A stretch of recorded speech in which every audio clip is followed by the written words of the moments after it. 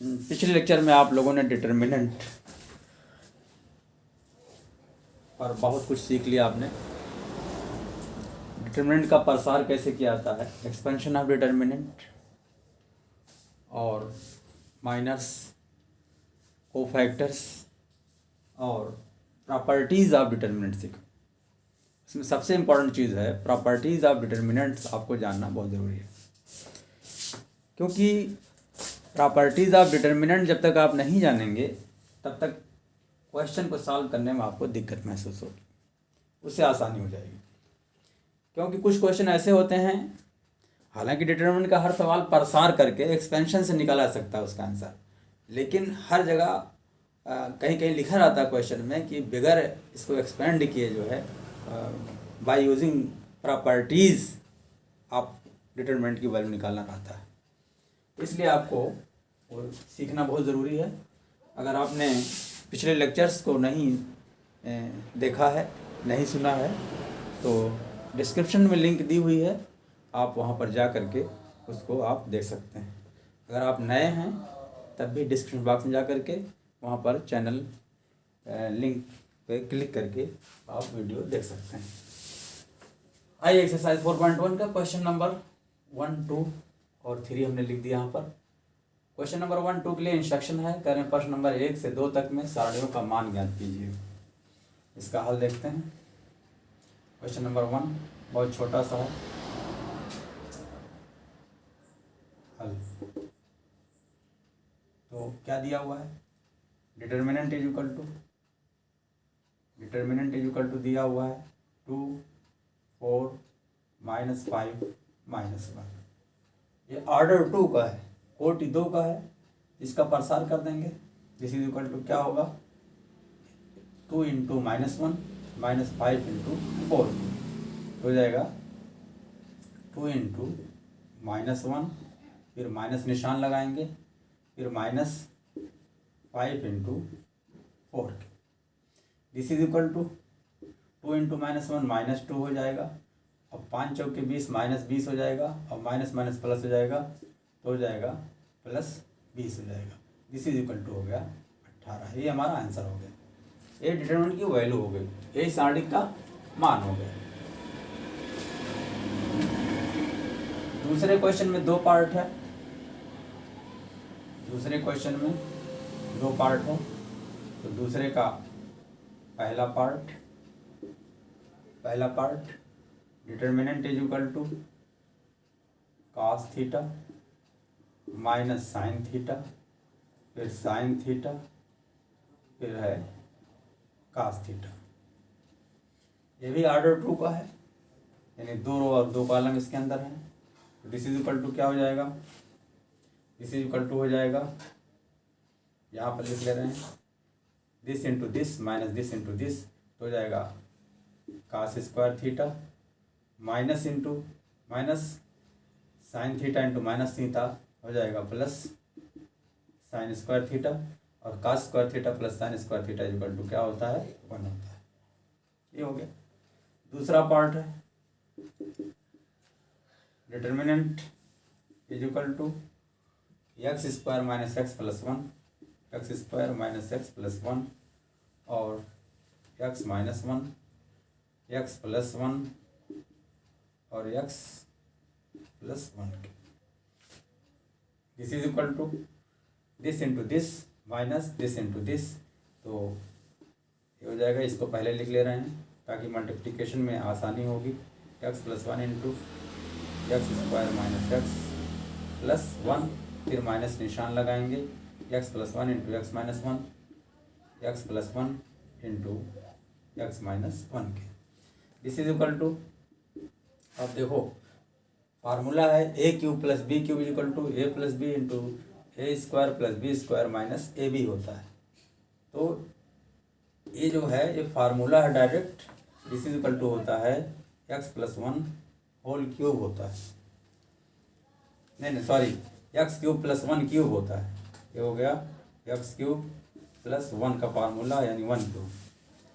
तो ये अगर फार्मूला आपको नहीं याद है तो इसको ब्रेक कर लेंगे, x से मल्टीप्लाई कर देंगे हर एलिमेंट में, हर पद में, फिर 1 से मल्टीप्लाई कर देंगे हर पद में, फिर माइनस, आप देखो इसे x + 1 × x - 1, ये हो गया x² - 1। फार्मूला है, क्या फार्मूला है, a + b × a - b = a² - b² का यूज़ किया गया इसमें, ठीक है। और ये कैसे हुआ फार्मूला, यह है a + b × a² - ab + b² होता है a³ + b³ होता है, ठीक है। This is equal to x³ + 1³ bracket खोल देंगे तो -x² और ये बन जाएगा +1। तो दिस इज इक्वल टू आ गया x³ - x² और +2 आ गया। क्लियर।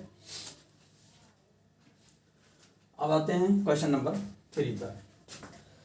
कह रहे हैं यदि a = यहाँ देखिए मैट्रिक्स दी हुई है और आप जानते हो कि डिटरमिनेंट किससे निकलता है, मैट्रिक्स का ही निकलता है।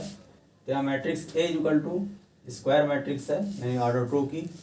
तो कह रहे हैं दिखाई, यानी show that determinant of 2a = 4 × determinant of a।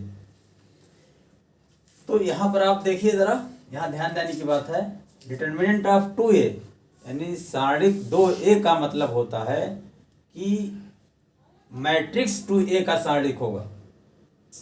इसका मतलब होगा इसमें 2 से मैट्रिक्स में मल्टीप्लाई करेंगे, ऐसा आप कभी नहीं करेंगे कि 2 को बाहर ले लेंगे हम। डिटरमिनेंट ऑफ 2a का मतलब 2 × डिटरमिनेंट ऑफ a नहीं होता है, इसलिए इसको देखना है ध्यान से। तो यहाँ दिया हुआ है a = solution, a = determinant of 1 2 4 2, तो 2 ये हो जाएगा, देयरफॉर 2a = हो जाएगा, क्या हो जाएगा, 2 से हमें मल्टीप्लाई हो जाएगा मैट्रिक्स में। 2 × 1 = 2, 2 दूनी 4, 2 चौका 8, 2 दूनी 4, ये हमारी मैट्रिक्स हो गई 2a। अब डिटरमिनेंट ऑफ 2a निकालेंगे, therefore determinant of 2a = determinant of 2 4 8 4। इसको सॉल्व कर लेंगे, क्या हो जाएगा, 2 × इसका मल्टीप्लिकेशन इसमें होगा, इसका मल्टीप्लिकेशन इसमें होगा, यानी 2 × 4 - 8 × 4 हो जाएगा। 2 चौका 8 -8 चौक 32 = -24 आ गया। अब 4 × डिटरमिनेंट ऑफ a निकालना है, तो डिटरमिनेंट ऑफ a निकालेंगे। डिटरमिनेंट ऑफ a = क्या हो जाएगा, मैट्रिक्स हमारी है, तो डिटरमिनेंट ऑफ a = क्या हो जाएगा, 2 लाइन खींचेंगे, 1 2 4 2, ये निशान हमारा है डिटरमिनेंट का। इसको सॉल्व कर लेंगे, 1 × 2 -4 × 2k = 2 - 8 हो गया = -6 हो गया। 4 × determinant of a, 4 × determinant of a = 4 × इसकी वैल्यू हमने निकाल लिया है, 4 × -6 आ गया। क्या प्रूव करना है, determinant of 2a = 4 × determinant of a। तो डिटरमिनेंट ऑफ 2a = हमने निकाला -24 आया है, और डिटरमिनेंट ऑफ a = -6 आया है। तो अब देखिए हम यहाँ करते हैं, देखो लेफ्ट हैंड साइड बराबर डिटरमिनेंट ऑफ 2a, इसकी वैल्यू कितना हमने निकाल लिया, दिस इज इक्वल टू -24 आया है। इसको हम लिख सकते हैं, दिस इज इक्वल टू लिख सकते हैं 4 × -6 लिख सकते हैं, और -6 किसकी वैल्यू है, डिटरमिनेंट ऑफ a की। तो दिस इज इक्वल टू हो गया 4 × डिटरमिनेंट ऑफ a, और 4 × डिटरमिनेंट ऑफ a क्या है हमारा, राइट हैंड साइड है, this is equal to right hand side. ये प्रूव करना था, हेंस प्रूव्ड। क्लियर। नंबर 4 हमारा है, आप देखो यहाँ पर मैट्रिक्स दी हुई है, मैट्रिक्स A = ऑर्डर 3 3 by 3 की है, 1 0 1 0 1 2 0 0 4 हो, तो दिखाइए determinant of 3a equal to 27 into determinant of a। तो यहाँ पर 3a आया हुआ है, तो मैट्रिक्स हमारा a है तो 3a निकाल लेंगे, लिखेंगे सॉल्यूशन इसका। मैट्रिक्स a इक्वल टू 1 0 1 0 1 2 0 0 4, ये हमारी मैट्रिक्स है। ठीक, तो 3a का मतलब क्या हुआ, 3a से मल्टीप्लाई, 3a मीन्स 3 से हर एलिमेंट में मल्टीप्लाई करेंगे इसके अंदर, क्योंकि मैट्रिक्स में जब मल्टीप्लाई करते हैं तो एक रो या एक कॉलम में नहीं होता है, हर एलिमेंट में मल्टीप्लिकेशन होता है। जबकि डिटर्मिनेंट में ऐसा नहीं है, डिटर्मिनेंट में किसी रो में मल्टीप्लिकेशन होता है या किसी कॉलम में मल्टीप्लिकेशन होता है। ऐसे ही डिटर्मिनेंट में किसी रो से कॉमन लिया जाता है, किसी कॉलम से भी कॉमन लिया जाता है। तो 3a equal to apply that 3a equal to क्या हो जाएगा, हर एलिमेंट में 3 से मल्टीप्लाई हो जाएगा। 3 एकन्यम 3 0, 3 एकन्यम 3, फिर 0 में मल्टीप्लाई करेंगे 0 हो जाएगा, 3 एकन्यम 3 और 3 दूनी 6, फिर 0 हो जाएगा, फिर 0 और 3 चौके 12 हो गया, ये हो गया। क्लियर। अब हमको डिटरमिनेंट ऑफ a की भी ज़रूरत है और डिटरमिनेंट ऑफ 3a की भी ज़रूरत है। तो देयरफॉर डिटरमिनेंट ऑफ a निकालेंगे पहले, या इसको भी निकाल सकते हो। Equal to determinant of a का निशान बनाएंगे 1 0 1 0 1 2 0 0 4। ठीक, दिस इज इक्वल टू, अब इसको जो है क्या करेंगे, प्रसार करेंगे, एक्सपेंड करेंगे, चाहे R1 के सापेक्ष, चाहे R2 के सापेक्ष, चाहे R3, चाहे C1, चाहे C2, चाहे C3। लेकिन हमने आपको बताया है कि प्रसार उसी रो या कॉलम के सापेक्ष करना चाहिए जिसमें ज़ीरो की संख्या ज़्यादा हो। तो क्या होगा, कैलकुलेशन थोड़ा सा आपको हल्का हो जाएगा, आसान हो जाएगा। तो आप देख रहे हो कि C1 में भी 2 ज़ीरो है, 2 एलिमेंट, और R3 में भी 2 एलिमेंट 0 हैं। तो हम चाहे R3 के सापेक्ष करें चाहे C1 के सापेक्ष करें, दोनों कैलकुलेशन आसान होगा। तो हम जो है क्या करते हैं, C1 के सापेक्ष करते हैं। C1 के सापेक्ष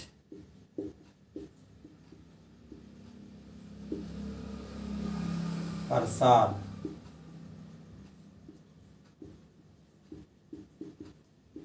करने पर determinant of a equal to, तो इसका एलिमेंट क्या है, पहले 1 है, तो 1 इंटू इसको छुपा देंगे, इसको छुपा देंगे, 1 इंटू 4 माइनस 0 इंटू 2 यानी 4 माइनस 0 बन जाएगा।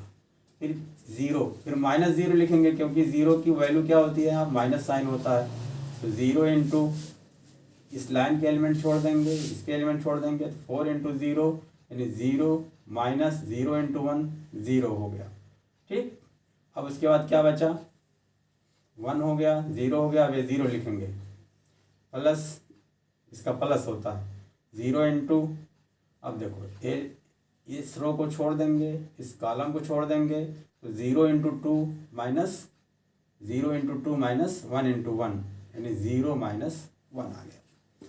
This is equal to 1 into 4 minus 0, तो एक 4 आ गया, ये 0 आ गया, और यहाँ भी 0 आ गया, दिस इज इक्वल टू आ गया 4 आ गया। डिटरमिनेंट ऑफ a की वैल्यू क्या आ गई, 4 आ गई। अच्छा, अब हम क्या करेंगे, डिटरमिनेंट ऑफ 3a निकालेंगे, डिटरमिनेंट ऑफ 3a निकालेंगे। तो लिख ले रहे हैं, लेफ्ट हैंड साइड बराबर determinant of 3a is equal to determinant of 3 0 3 0 3 6 0 0, यहाँ पर हो गया 12 हो गया। दिस इज इक्वल टू, आप देख रहे हो कि फर्स्ट कॉलम में 3 कॉमन है, सेकंड कॉलम में 3 कॉमन है, थर्ड कॉलम में भी 3 कॉमन है। तो मैट्रिक्स में क्या होता है कि कॉमन रहेगा सब में, तभी बाहर निकालेंगे, कॉमन लेंगे। डिटरमिनेंट क्या होता है, किसी रो में अगर कॉमन है तो उसको निकाल लेंगे, अगर सब रो में कॉमन है सब निकालेंगे, इस रो में 3 कॉमन है तो 3 निकाल लेंगे, तो बचेगा क्या 1 0 0। ठीक, इस कॉलम में 3 है कॉमन तो भी 3 निकाल लेंगे बाहर, तो क्या बचेगा 0 1 0। इस कॉलम में 3 कॉमन है तो 3 बाहर निकाल लेंगे यानी कॉमन ले लेंगे, तो क्या बचेगा 3 1 द 3 यानी 1 हो गया, 3 2 द 6 2 हो गया, और 3 4 द 12। ये हो गया हमारा इस तरीके से। तो 3 इंटू 3 इंटू 3 क्या हो गया 27 हो गया। अब इसका प्रसार करेंगे, क्या करेंगे इसका प्रसार करेंगे, बड़ा ब्रैकेट लगा देंगे तो 1 इंटू, अब देखो यहाँ पर फिर बात वही आ गई, बल्कि ये कहिए कि यहाँ देखिए ए डिटरमिनेंट ऑफ ए की ही वैल्यू आई है यहाँ पर, determinant of A equal to यही है, लेकिन चाहो तो आप सॉल्व कर लो। इसकी वैल्यू निकाला हमने, determinant of A equal to ये कितना आया है 4 आया है इसकी वैल्यू, तो हो गया 27 into 4 this is equal to, अब 4 किसकी वैल्यू है डिटरमिनेंट ऑफ ए की, तो लिखेंगे 27 इंटू डिटरमिनेंट ऑफ ए। ठीक, यहाँ लिखेंगे reason since determinant of A equal to 4। ठीक है, ये प्रूव करना था, determinant of 3a equal to 27 into determinant of A, तो हमारा आ गया this is equal to right hand side, hence proved, hence proved. ये बात क्लियर हुई। अब आते हैं क्वेश्चन नंबर 5 पर। क्वेश्चन नंबर 5 में कह रहे हैं कि निम्नलिखित सारणिकों का मान ज्ञात कीजिए। तो इसमें 4 पार्ट दिया हुआ है, तो सॉल्यूशन देखते हैं इसका हम। पहला पार्ट, इसको डिटरमिनेंट डेल्टा मान लेते हैं, डेल्टा इज इक्वल टू क्या है 3 -1 -2 0 0 -1 3 -5 और 0 के, इसका प्रसार के द्वारा निकालना है। पिछले लेक्चर में बहुत डिटेल बताया जा चुका है। प्रसार चाहे R1 के सापेक्ष करो, चाहे R2 के सापेक्ष करो, चाहे R3 के सापेक्ष करो, चाहे C1 के सापेक्ष, चाहे C2 के सापेक्ष, चाहे C3 के, आंसर आपका हमेशा वही आएगा। लेकिन हमने बताया है कि जिस रो या कॉलम में 0 ज़्यादा हों उसी के सापेक्ष करना चाहिए, उससे क्या होगा कैलकुलेशन बहुत ईजी हो जाएगा। ठीक है, तो आप देख रहे हो कि R2 में 0 ज़्यादा हैं तो यहाँ पर R2 के सापेक्ष करेंगे, तो लिखेंगे R2 के अनुदिश विस्तार करने पर, विस्तार करने पर यानी एक्सपेंडिंग अलोंग R2, तो डेल्टा इक्वल टू क्या हो जाएगा, डेल्टा इक्वल टू क्या हो जाएगा 0, इसके सापेक्ष करना हमको, तो इसकी पोजीशन क्या होती है ये माइनस होती है, इसकी पोजीशन क्या होती है प्लस होती है, इसकी पोजीशन क्या होती है माइनस होती है, तो लिखेंगे पहले -0 फिर ब्रैकेट में। अब इस कॉलम के सारे एलिमेंट छूट जाएंगे, इस कॉलम के इस रो के एलिमेंट नहीं लिए जाएंगे, तो -1 इंटू 0 हो जाएगा 0, फिर माइनस लगाएंगे, -5 इंटू -2 क्या हो जाएगा, तो +10 हो जाएगा, तो ये -10 ही रहेगा। ठीक, फिर ये एलिमेंट लेंगे, इसकी पोजीशन क्या होती है एलिमेंट की, ये क्योंकि क्या है ये जो है सेकंड रो में सेकंड कॉलम है यानी A22 है, इसकी पोजीशन क्या होती है पॉजिटिव होती है, ये पॉजिटिव 0 इंटू इसको छोड़ देंगे, इसको छोड़ देंगे, क्या बचा 3 इंटू 0 यानी 0 माइनस 3 इंटू -2 -6, तो क्या हो जाएगा +6 बन जाएगा। चलिए, इसकी पोजीशन क्या होती है माइनस होती है, तो माइनस लिखेंगे, फिर ये -1 खुद है तो -1 लिख लिया हमने, फिर ब्रैकेट में ये छोड़ देंगे, ये छोड़ देंगे, 3 इंटू -5 -15 हो गया, फिर माइनस निशान लगाएंगे, 3 इंटू -1 -3 आ गया, तो माइनस माइनस प्लस हो जाएगा, तो हो जाएगा यहाँ पर +3 हो गया। दिस इज इक्वल टू ये पूरा 0 हो गया, ये भी पूरा 0 हो गया, ये क्या हो जाएगा -15 + 3 -12 हो गया, और माइनस माइनस प्लस हो गया, तो क्या आएगा ये -12 आ जाएगा। Clear, this is equal to -12, ये हमारा आंसर हो गया। अब देखिए दूसरा पार्ट इसका देखते हैं, इसको मिटा दे रहे हैं।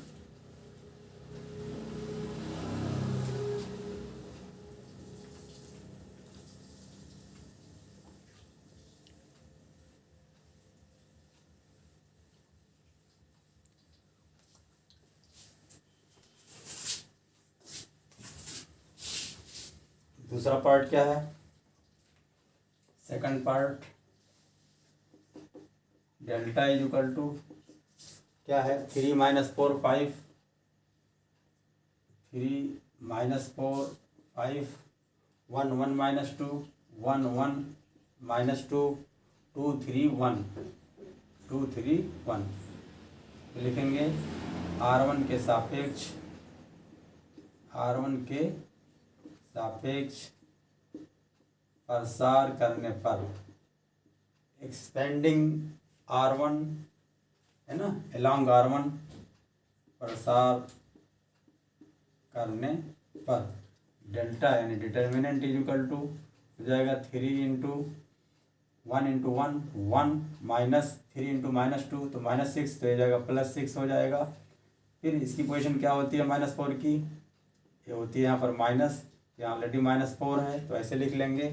फिर ब्रैकेट में इस लाइन को छोड़ देंगे, इसको छोड़ देंगे, इसको छोड़ देंगे, इसको छोड़ देंगे, तो क्या बचा 1 × 1 1 माइनस 2 × 2 -4 तो हो जाएगा +4 हो जाएगा। फिर 5 की वैल्यू क्या होती है, प्लस होती है, इसको छोड़ देंगे, इसको छोड़ देंगे, 3 × 1 -2 × 1 तो हो जाएगा 3 - 2 दिस इज इक्वल टू 6 1 7 × 3 21 हो गया। अब यहाँ पर देखिए माइनस माइनस प्लस हो गया और 4 1 5 5 चौके कितना हो गया 20 हो गया। यहाँ क्या आएगा 3 - 2 = 1, 5 × 1 क्या आ जाएगा 5 आ जाएगा। तो 20 5 25 और 21 कितना आ गया 46 आ गया। ये हमारा आंसर हो गया। क्लियर। तीसरा पार्ट देखते हैं। तीसरा part delta is equal to क्या है 0 1 2 0 1 2 -1 0 3 -1 0 3 -2 3 0 -2 3 0 के प्रसार करेंगे, चाहे जिसके चाहे R1 के सापेक्ष करिए, किसी की कर सकते हैं। लिखेंगे R1 के सापेक्ष प्रसार करने पर एक्सपेंडिंग अलोंग R1 तो डेल्टा इज इक्वल टू हो जाएगा 0 × इस रो के एलिमेंट छोड़ देंगे, इस कॉलम के एलिमेंट छोड़ देंगे, तो क्या बचेगा 0 3 3 0 तो क्या हो जाएगा दिस इंटू दिस यानी 0 - 3 × 3 9। फिर 1 की पोजीशन क्या होती है A12 है फर्स्ट रो सेकंड कॉलम, इसकी पोजीशन माइनस होती है तो -1 हो गया। इसको छोड़ देंगे, इसको छोड़ देंगे, -1 × 0 0 आ जाएगा। फिर माइनस लगाएंगे, -2 × 3 -6 आएगा तो माइनस माइनस प्लस बन जाएगा यहाँ पर, हो गया। फिर इसकी वैल्यू क्या होती है प्लस होती है तो +2 लिख लिया। इसको छोड़ देंगे, इसको छोड़ देंगे, -1 × 3 -3 आ गया। फिर -2 × 0 किया जाएगा +0 आ जाएगा। This is equal to 0 × whole में 0 करेंगे तो सब 0 आ गया। ये हो गया। यहाँ पर देखो 0 + 6 6 हो गया। -1 में मल्टीप्लाई करेंगे तो हो जाएगा -6 आ गया। यहाँ क्या आ जाएगा 2 3 6 ये आ जाएगा -6 आ जाएगा। यहाँ थोड़ा सा कुछ लगता है गड़बड़ है, चेक कर ले रहे हैं। क्या क्वेश्चन हमारा है 0 1 2 -1 0 3 -2 0 0 R1 के सापेक्ष किया गया है तो 0 × 0 × 0 -9 हो गया। फिर -1 × इसको छोड़ दिया, इसको छोड़ दिया, -1 × 0 0 हो गया। फिर -3 × -2 तो +6 हो गया। चलिए ठीक है। फिर +2 × इसको छोड़ दिया, इसको छोड़ दिया तो 3 करने में 3 -3 हो गया। और फिर ये ज़ीरो हो गया, तो कितना आएगा, ये पूरा ज़ीरो हो गया, और 6 में ज़ीरो ऐड करेंगे 6 आएगा, -1 से मल्टीप्लाई किया -6 हो जाएगा, और 2 इंटू 3 ये हो जाएगा, तो ये हो जाएगा 2 इंटू 3 -6 हो गया, और ये हो गया -6 ये भी हो गया, तो दिस इज इक्वल टू क्या आ जाएगा, -12 आ जाएगा। क्लियर। अब जो है चौथा पार्ट देखते हैं इसका, -12 यहाँ भी आ गया, 3 1 -2,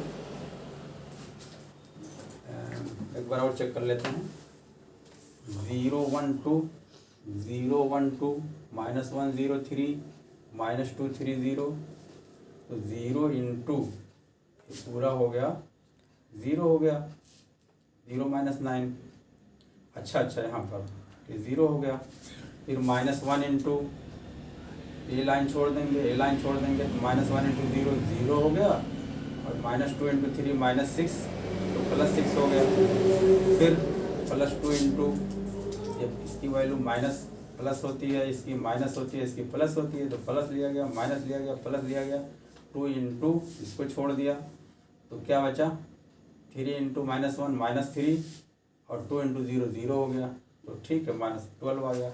अब चौथा पार्ट देखते हैं इसका, चौथा पार्ट इसका हम देखते हैं,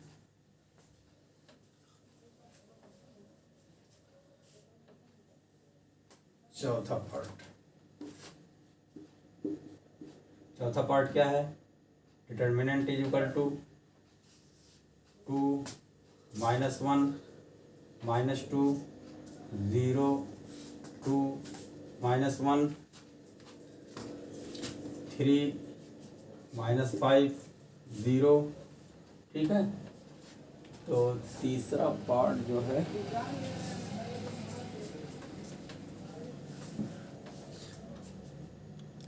हाँ, तो चौथा पार्ट हमारा ये आ गया, तो दिस इज इक्वल टू क्या करेंगे, R1 के सापेक्ष कर दे रहे हैं, चाहे जिसके सापेक्ष कर दो, R1 के सापेक्ष प्रसार करने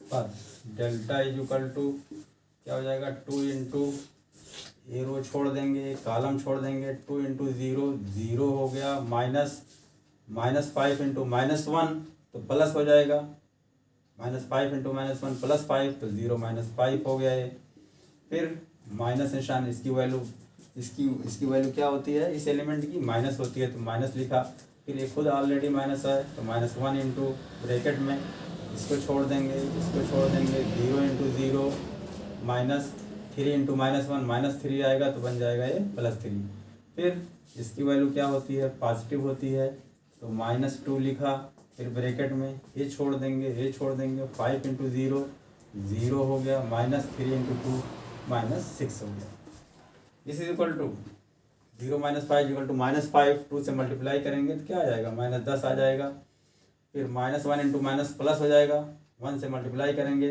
तो 3 हो जाएगा, फिर -2 -6 से मल्टीप्लाई करेंगे तो क्या हो जाएगा, ये हो जाएगा 12 हो जाएगा, तो -10 + 15 इक्वल टू क्या आ गया हमारा 5 आ गया। ये हमारा इस तरह से ये आंसर हो गया। क्लियर। इस तरह से इस क्वेश्चन के हमारे चारों पार्ट जो है सॉल्व हो गए, बहुत ईजी थे। आइए देखते हैं अगला क्वेश्चन। क्वेश्चन नंबर 6 हमारा है, मैट्रिक्स ए इक्वल टू ये 3/3 की मैट्रिक्स है, तो डिटरमिनेंट ऑफ ए निकालना है। तो कोई बात नहीं, बहुत आसान है। Determinant of A equal to हो जाएगा, इस निशान बदल जाएगा मैट्रिक्स का, डिटरमिनेंट हो जाएगा 1 1 -2 2 1 -3 5 4 -9। अब इसका प्रसार कर दीजिए, तो लिखेंगे R1 के सापेक्ष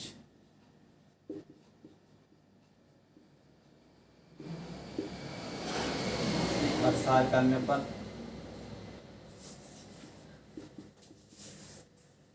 करने पर determinant of A equal to हो जाएगा, तो 1 इंटू ये रो छोड़ देंगे, एक कॉलम छोड़ देंगे, 1 इंटू -9 तो -9 हो जाएगा, फिर -4 इंटू -3 -12 हो जाएगा, तो हो जाएगा +12 हो जाएगा।